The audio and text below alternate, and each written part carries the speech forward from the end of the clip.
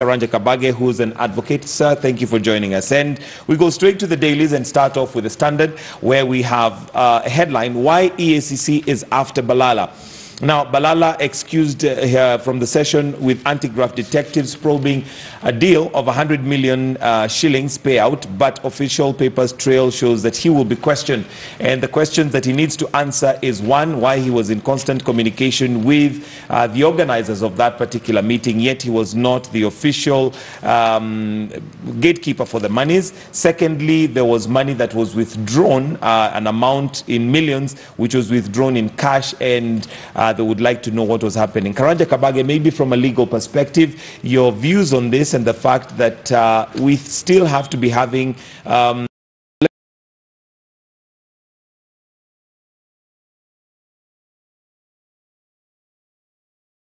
Well, I think I presume it is within the purview and the mandate of the Ethics and Anti-Corruption Commission to deal with issues of maybe perceived or real impropriety as far as expenditures of government resources are concerned.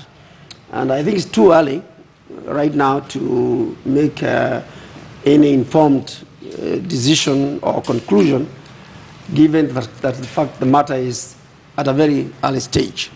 And I think what probably we are seeing is heightened concern and sensitivity by everybody in view of the environment in which we are in, where matters corruption is the elephant in the room as far as the nation is concerned.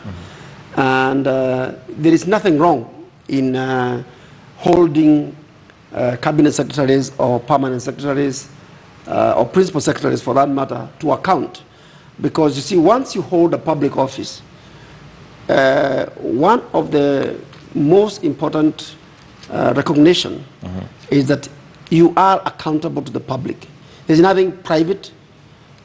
Matters of management or public resources or public offices must of necessity have the focus. And that's why we have created bodies like DCI, Director of Public Prosecution, we have EACC, and monitoring and evaluation units within the ministries and government. All right. So and that's my perspective. Okay, Kate, your thoughts on this, and especially the fact that the government seems to be consistent in its promise to fight corruption. Thank you so much. Thank you. Good morning, and big honor to be with Barak Muruka here, Secretary General ANC, and Advocate Karanja. So my point is very clear that in this country, it only happens in this country that you are a suspect and you are clean until proven guilty. So as it is, you're only speculating, and these are graft charges and allegations which are leveled against CS Balala. But as it is, and even with the conversation which is about to come thereafter, I wish to state there was a time when the president himself, Uhuru Muigai Kenyatta, had to tell off some of his cabinet secretaries, the likes of Engineer Kamau, the likes of Charity Ngilu, and also President Kibaki, also in his time, during the Anglo-Racing scandal. You saw the likes of Chris Murungaro, and he had to leave.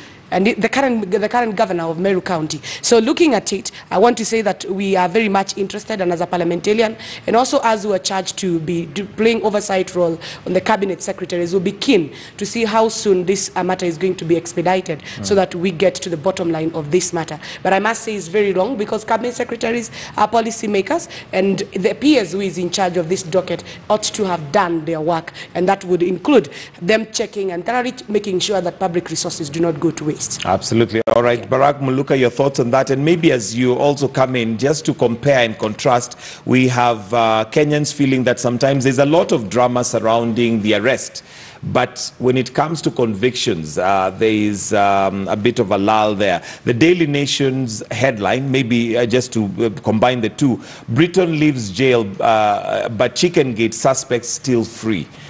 We see in other jurisdictions, people who are accused of certain things have already done their time. He has spent his 3 years in jail, whereas in Kenya, we still going around the arrests, but things never seem to get to a conclusion. Yes, thank you very much again for hosting me on this show.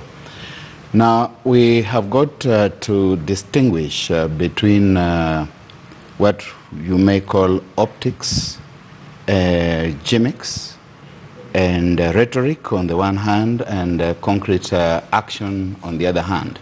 And Chicken Gate is a pure case in point because it involved people within the electoral authority in this country and suppliers in the United Kingdom. And we know that those in the United Kingdom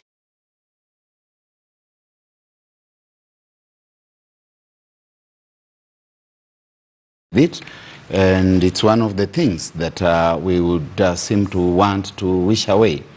When you look at corruption in this country, and every week, almost every day, we are waking up to revelations of billions of shillings that have been virtually stolen by servant. You can call it theft by servant, that which we call corruption in this country.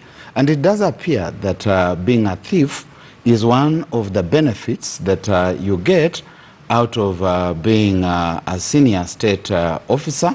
And one would like to see that we bring some of these things to conclusion. It cannot just be hearsay, it cannot just be allegations about virtually everyone. One would want to see something concrete emerging at the end of the tunnel. All right. Karanja Kabage, what do you see as the impediment that stops us from getting most of these cases to a conclusion? Arrests have been made, and it's not the first time. Even previous authorities have arrested, but we never seem to get to the bottom, especially of certain big cases like, Chicken Gate. You've got the likes of Anglo Leasing still having nobody responsible or found culpable. Well, let's look at the entire what we call the criminal justice system in our country. We have a very serious capacity problem to begin with. And the capacity is in two forms. The prosecution of alleged perpetrators of crime, they have a very big challenge, because when you want to prosecute a case successfully, you must make sure that you have your evidence intact and present your matter in court. And when you present the matter to court, there will be adversarial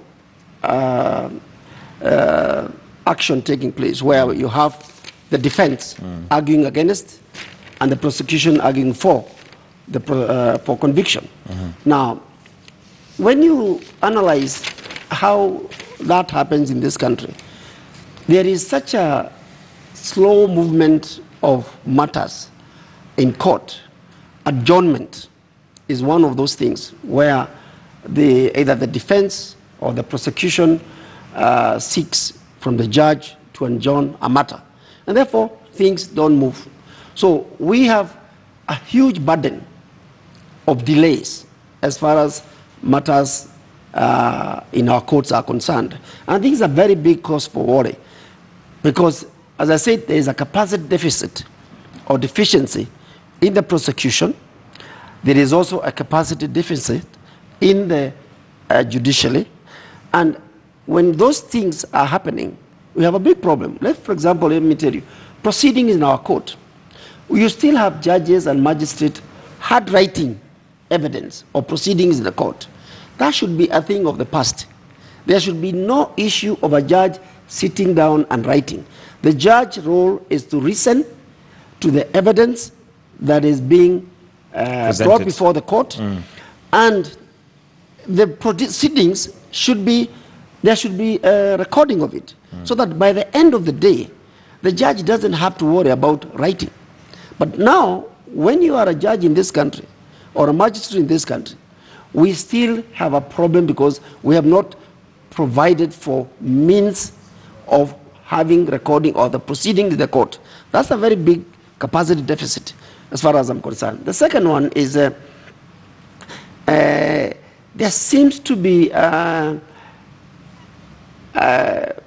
there seems to be a delay, and that delay becomes almost a norm in this country.